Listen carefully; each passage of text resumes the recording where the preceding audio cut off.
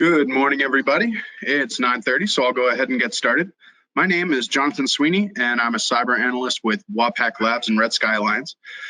Today's threat brief contains information gathered from open source and Red Sky Alliance WAPAC Labs collections over the last week.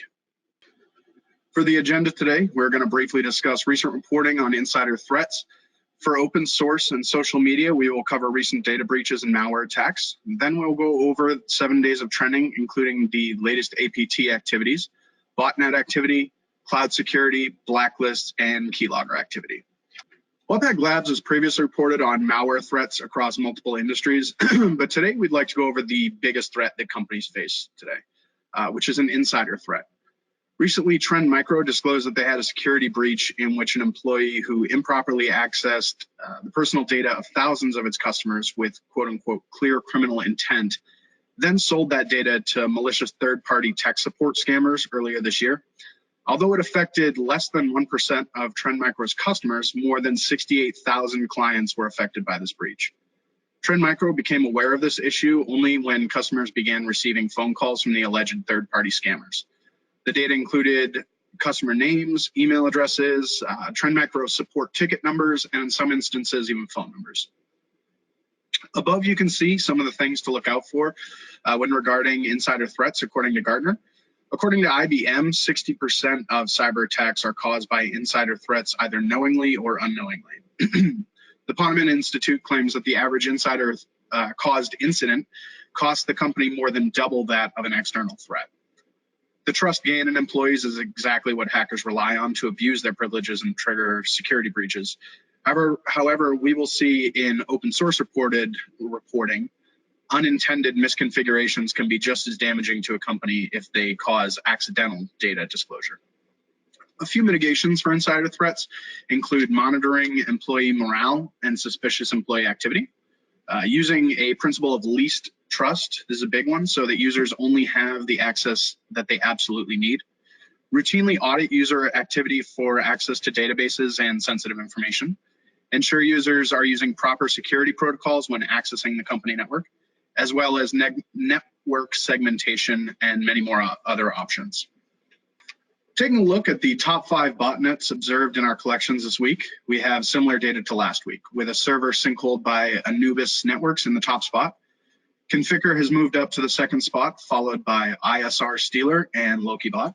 And as expected, we see a strong rise in the Emotet botnet traffic to make it into the top 5 this week. A strong enough rise, excuse me. The C2 traces back to a Brazilian telecom. 2 employees of Twitter are charged with spying on Twitter users on behalf of Saudi Arabia, again with the insider threats. One American citizen, Ahmad Abuamu, and Saudi citizen Ali Al-Zabara are accused of accessing the sensitive and confidential information of known Saudi dissidents and passing it back to the Saudi government. This information includes, but is not limited to, emails, birthdays, geolocation info, and phone numbers. In 2015, they allegedly accessed private data on more than 6,000 Twitter users. One of the accused is currently in U.S. custody, with the other likely back in Saudi Arabia. Radware researchers have recently reported a wave of attacks over the past month targeting networks such as Amazon, SoftLayer, and telecoms companies with TCP SYN-ACK DDoS reflection attacks. In a TCP SYN-ACK reflection attack, the attacker sends a spoofed SYN packet to a wide range of random or pre-selected reflection IP addresses. The spoofed packers have the original source IP replaced by the target's IP address. The systems at the reflection IP addresses reply with a SYN-ACK packet to the target, but while your typical 3-way handshake might assume for a single SYN-ACK packet to be delivered to the victim, when the victim does not respond with the last ACK packet, the reflection service will continue to retransmit the SYN-ACK packet, which triggers the DDoS attack. Although the situation was caused by an unintentional insider threat, a misconfiguration in the Texas health system was a root cause of a data breach affecting over 82,000 patients. Texas Health is the largest faith-based health system in Texas, which forced the company to file 15 breach reports, one for each facility. A misconfiguration error allowed for the patient data to be matched with and sent to the incorrect guarantor or payer, for nearly 3 months between July 19th and September 4th. The compromised data included names, account numbers, service dates, provider names, insurer details, amount owed, and many other identifying factors. No health insurance identification numbers, financial information, or social security numbers were breached.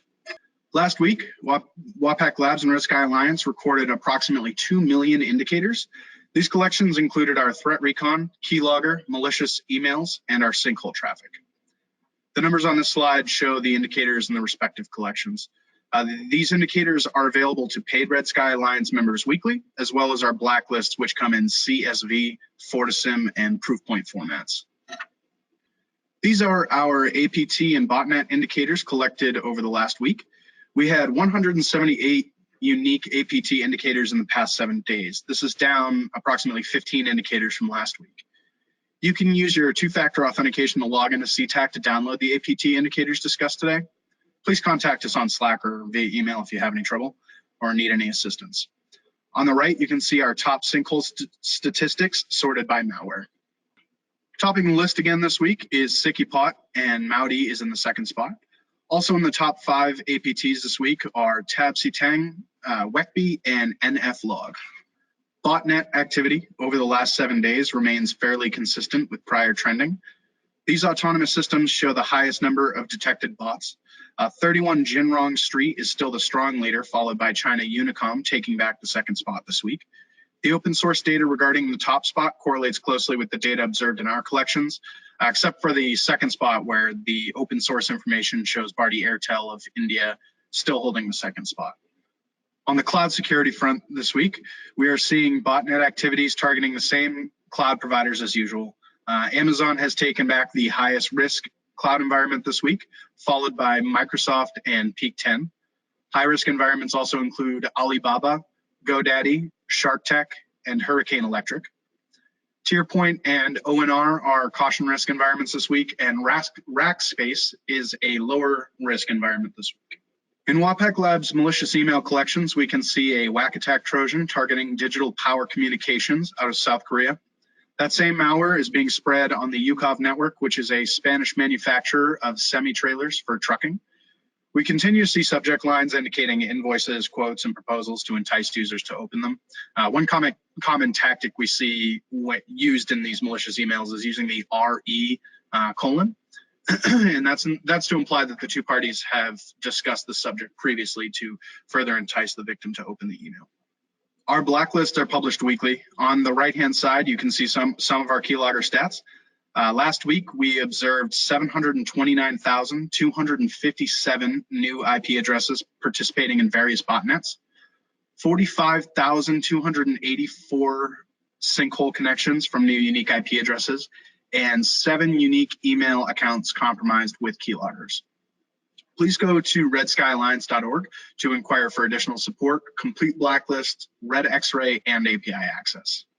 Thanks to everyone for joining us today. Please visit us at Red Sky Alliance portal at redskyalliance.org for additional cyber intelligence reporting. If you have any questions regarding the topics briefed today, please get in touch with Jay McKee at wapaclabs.com. Thank you all, and we'll see you next week.